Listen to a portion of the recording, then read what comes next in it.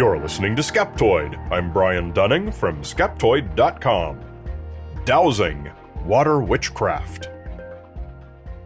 It seems as though we might be seeing more and more Skeptoid episodes about water far into the future, as global warming drives our annual weather extremes to crazier and crazier levels.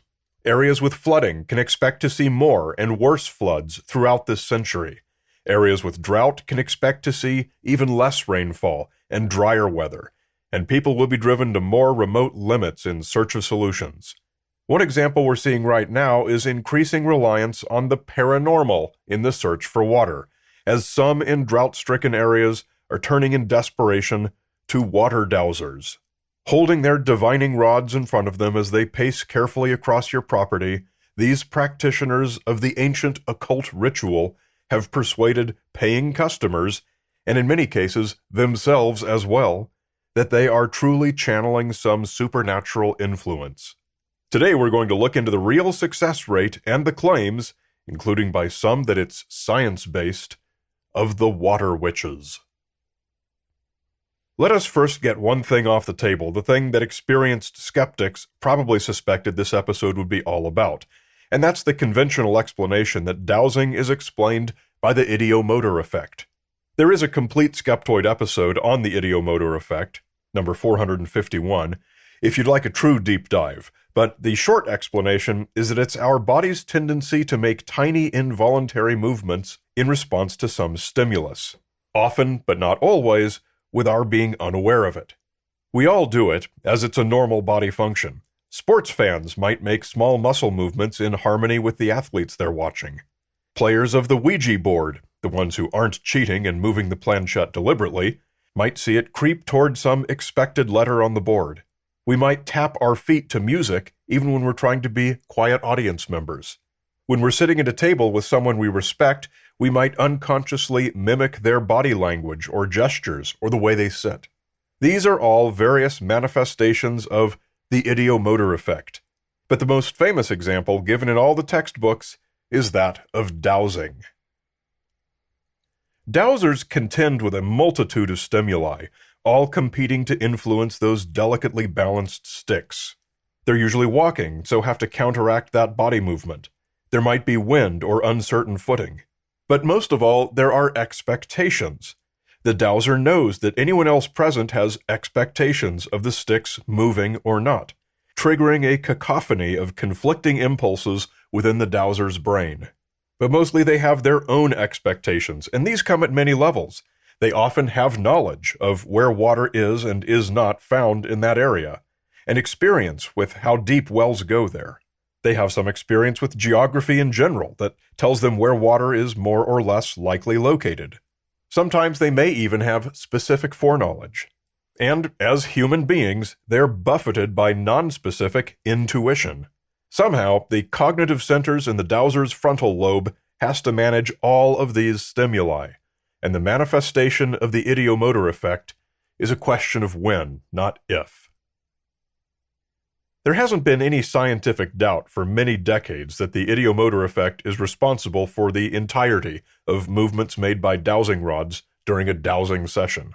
But while that's interesting and educational, it doesn't explain this resurgent tendency of intelligent adults in the 21st century to place so much faith on a practice that's usually presented openly as occult magic. The other thing you've probably heard about dowsing, and that you expected this episode would be all about, is that dowsers always fail in controlled tests of their abilities. This is quite true. Dowsers have been put to the test many times, both by credulous experimenters and by skeptical experimenters, and the results are always the same. The better the experimental controls, the worse the results. For some examples, the Wikipedia page for dowsing includes a long list of such tests. Nevertheless, believers in dowsing continue to tout the positive results shown in poorly controlled tests, and/or misrepresent negative results in better controlled tests as positive results. Perhaps the most famous of these latter instances took place in Munich in the late 1980s and was led by Hans-Dieter Betz, a lifelong believer in divination and a now retired professor of experimental physics. He has devoted the latter half of his life to his belief that not only people, but also objects, radiate with mystical energy fields, beyond the knowledge of science, that can be detected using dowsing techniques.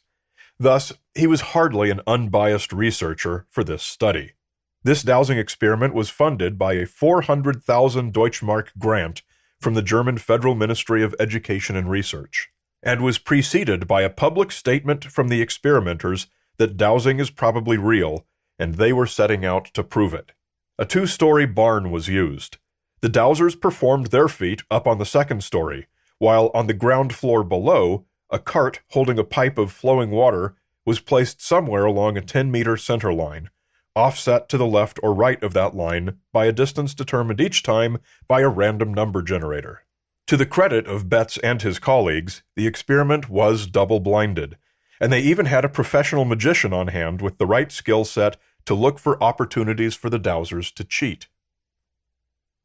500 dowsers participated in a preliminary round, but their results were hopelessly random and showed no dowsing ability at all, even though blinding was not yet employed in this round, and the dowsers were given feedback with each guess to help them. The experimenters were not deterred. They studied the data and selected 43 dowsers whose results were the best. Of course, necessarily, in every set of random data there is going to be 43 who are closest to the mark. These 43 then underwent 843 individual tests with the full double-blinding protocol in place.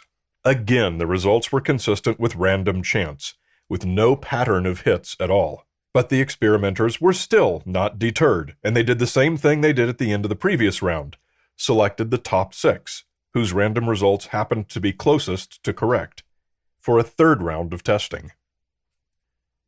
Unfortunately, in this 3rd round, all 6 dowsers produced results that were actually worse than random chance.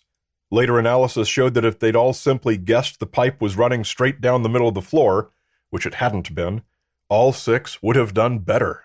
Nevertheless, the experimenters declared these 6 to be proof that dowsing works. In their paper, published in the Ministry's Journal in 1990, they stated, "Dowser phenomena can be regarded as empirically proven." Funded by a grant from the National Science Foundation, Professor of Physiology and Data Analyst Dr. Jim Enright published a response, in which he savaged not the experimental protocol, which was reasonably solid, but this absurdly invalid interpretation of the results. By his analysis of the data, even these best 6 results were nothing other than empirical disproof of dowsing. His central finding was that the allegedly positive result was purely a Texas sharpshooter fallacy. Imagine someone firing a machine gun randomly at the side of a barn, and then afterwards drawing a target around the 3 bullet holes that are most closely grouped. It's essentially what the Munich experimenters did. They had no criteria for what would constitute a successful result for any given dowser. Instead, all they did was collect a huge amount of random data, draw a circle around the ones they liked the best, and then characterize those as representative of the phenomenon's accuracy. This triggered a back and forth in the German literature that lasted for years. The experimenters responded to the response, touting the statistical significance of the 6 results, and Enright countered back again that using only a preferred subset of the total results does not represent those results. Neither party is likely to persuade the other. To date, the Munich study remains the only large-scale published test of dowsing in which any number of legitimate academics has endorsed as successful, even though those academics professed their belief and their intended outcome before the test even began, and then used highly questionable analysis to support their preordained result. Nevertheless, public interest in dowsing remains, and the global warming-caused drought in the western United States and many other places around the world drives further interest in outside-the-box methods of finding water. It's to the point that the U.S. Geological Survey actually publishes a pamphlet titled simply Water Dowsing to Clear the Air. But get this, it was originally published in 1977 and hasn't had to be updated yet. Why not? Because there's nothing new to say on the subject. Dowsing isn't science, it's magical divination, And divination isn't exactly something where new discoveries are published, peer-reviewed, and experimentally replicated. So much so, in fact, that this pamphlet refers the reader who wants to learn more to another USGS publication, The Divining Rod, A History of Water Witching, published in 1917. No doubt the world is full of reports that contracted water witches successfully found water on someone's property. The USGS pamphlet explains that accordingly. In a region of adequate rainfall and favorable geology, it is difficult not to drill and find water. Some water exists under the Earth's surface almost everywhere. This explains why many dowsers appear to be successful. To locate groundwater accurately, however, as to depth, quantity, and quality, a number of techniques must be used. Hydrologic, geologic, and geophysical knowledge is needed to determine the depths and extent of the different water-bearing strata and the quantity and quality of water found in each.